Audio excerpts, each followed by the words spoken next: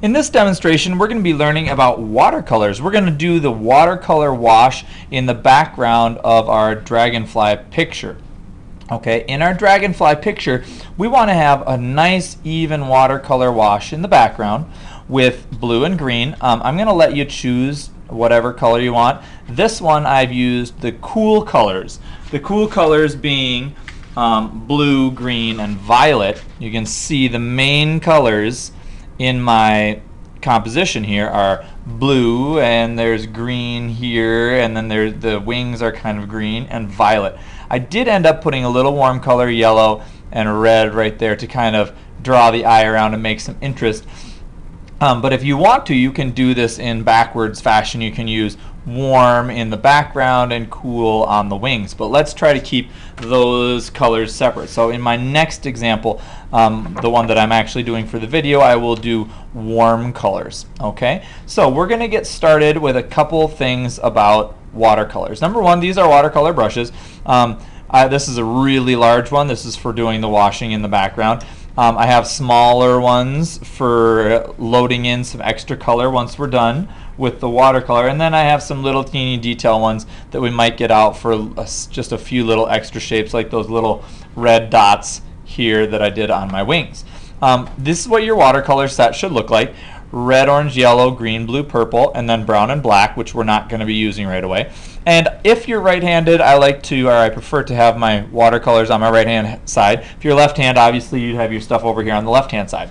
You should have one little bitty water cup, a cup for clean water, a cup for dirty water, and then a palette that looks like this that you'll make your washes in. Okay, so to get started, I forgot to make my circles in my last one here, so I'm going to take my fine point Sharpie marker, and I'm going to make a nice circle here. And I'm going to make my nice circle here. And Mr. Lundgren, I'll probably tell you to do this in class, kids.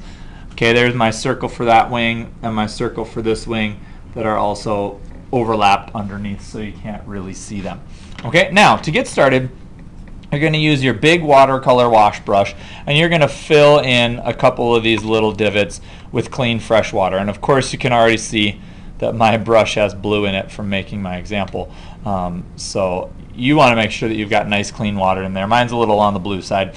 And then what we're going to do is I'm going to take this clean fresh water that's a little on the blue side, and I'm going to wash it right over everywhere except for the body of my Dragonfly.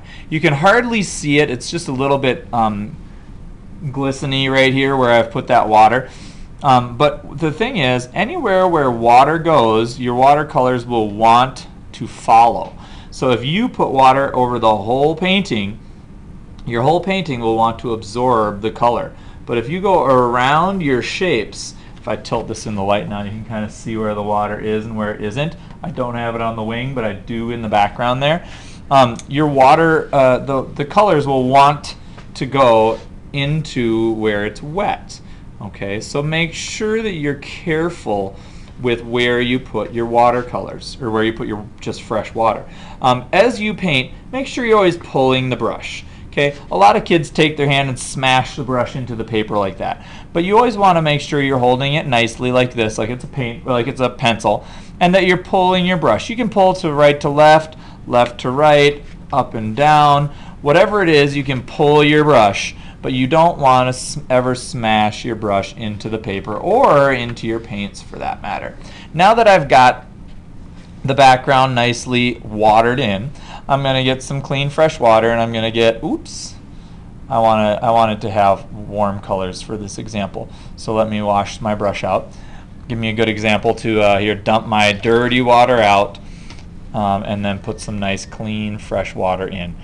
And the thing about watercolor is you don't want to get your colors mixed up. Otherwise you have a real trouble getting nice, neat colors. So I'm going to make sure I have clean water here. Here we go. And now I'm going to use some orange. Just going to make sure my brush is clean. And I'm going to use orange in the background. I'm going to get the tip of my brush into my orange, and you can see that I'm just gently rotating it around like this. Okay? Now, since I have blue in those other ones, I'm going to switch over here and I'm going to get some orange into that container right there. There's my orange in my wash color container, and then I'm going to rub this into the background. And you can notice how well I pull it. It's going to stay right there in the background. Okay, notice how, look at this, how it's running around the end of my dragonfly there and not running into the body, because I haven't put the paint in or the water into the body of my dragonfly. Okay, notice how I'm making pretty big strokes here too. I'm just kind of drawing my paintbrush right over this big area, filling in the space quickly, which is okay. Now by quickly, I'm actually moving my hand slowly, but I'm being careful in the way that I move my hand so I don't go out of the lines or smear color into the body of my dragonfly. Okay. Now that I've got the background pretty much filled in and it's wet, I'm going to take a second color. Now my paper is completely wet. If I bend this paper, you can see the water on my paper run back and forth. Now I'm going to take a second color and I'm going to use red. Okay, I'm going to get the red and swish my brush around, the tip of my brush around inside of the red paint and make a new little wash pan right here and get my red in there. Now I'm going to take this fresh red, I'm going to swish it right over the top of my orange, and you can kind of see how that red and orange blend together. The wet on wet watercolors will go and blend together, okay, which is what we want. Now, do we want this all over the place? We want some of the orange to show through and we want some of the red to show through. Okay, we want it to be nice and blendy and soft in the background, but we want the wet on wet feel. That means there's wet color already on the paper and we're adding more wet color on top. And in a little bit we'll do some dry on dry. But right now we just want that wet on wet watercolor. Okay, so this is my warm colors, red and orange, and I'm trying to, you know, make nice big strokes. Now that we've got that done, the main shapes filled in, I'm going to move to a smaller brush. This is my number 10 watercolor brush, and I'm going to just get some more pure red on the tip and really load a bunch of red into one spot right here. Okay, and then I'm going to load a bunch of red over here.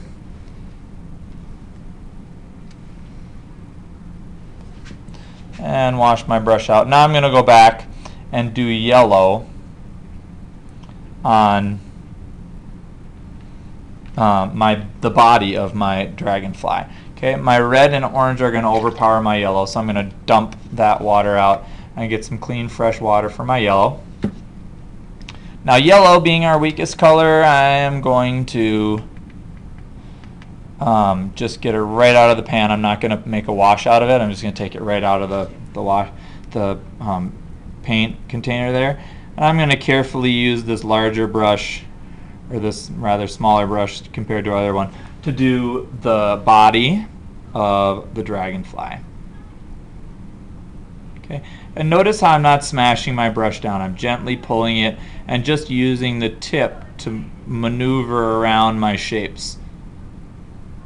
Okay, we want to make sure that you have good brush control here so that you're maneuvering inside of your shapes, painting in the lines, and using that to carefully do your shapes. So there we go, there's our dragonfly in yellow.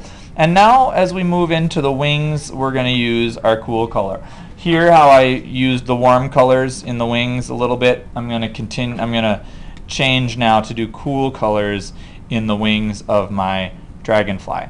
So you can notice how this area is drying out down here. We're going to kind of let that continue to dry as we work on our wings. Now with our wings, I'm going to go back to this blue that I used here and get a light wash of blue. We don't want to have the blue be too strong, because blue is one of those colors that's just really, really strong. There we go. That looks good. And I'm just going to do a light blue wash. Notice I'm using my medium-sized brush, and notice how that red is starting to run in. The red right next to the blue was a little bit still wet. We're actually going to let that run in. Okay, we're not going to get too concerned about that. And notice how I'm pulling my brush around in sweeping circles. Okay, I'm kind of changing the direction of my brush. That's all right. You don't always have to pull in one direction. It's actually good to pull in one or two directions, because that kind of loosens you up a little bit. Okay, there's my blue wing there. And I'm going to move this over so we can see the other side, so I can do my blue wing here. And I'm going to edge right next to that color so it can run in, because I actually like how that looks when it runs in a little bit.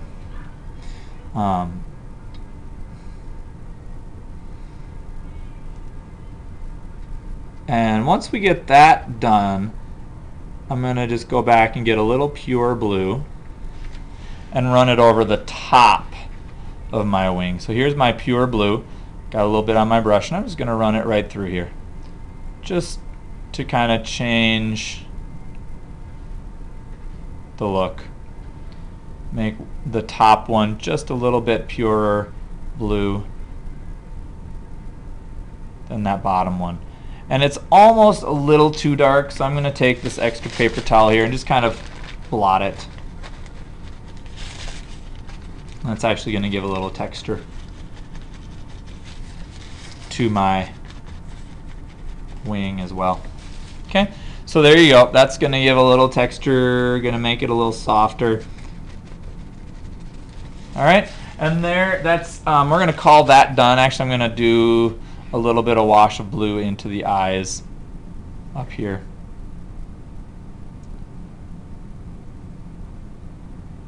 So we've got a cool color in the eyes. All right, now that being that, we're going to let that sit. That's going to be our kind of week one, and we're going to let that sit and dry. If it comes to a point where you're doing this in the middle of your session, we can use the hair dryer to blow that off so that it can get dry. Or if you're at home, you can use a hair dryer to blow that off. So at the end in class, make sure you take your little paper towel. It is your responsibility to get your paper towel and wipe out each of those little painting divots. All right, and make sure you clean those out. Then you give it to the person's job who it is to put those away. All right, that's part of learning how to be responsible with our watercolor brushes or our watercolor wash pans. And then make sure that when you go to wash the brushes, whoever's job it is, squirt a little bit of soap in your hand, rinse it around in a circular motion like that under the water to rinse those out, and make sure you put them into the brush cup with the bristles pointing up. All right, and then set your watercolors nicely in the watercolor pan. Okay, so that's how we finish the first wash of color for our Dragonfly, and then we will come back and do some dry on dry and talk about some overlapping color techniques as well.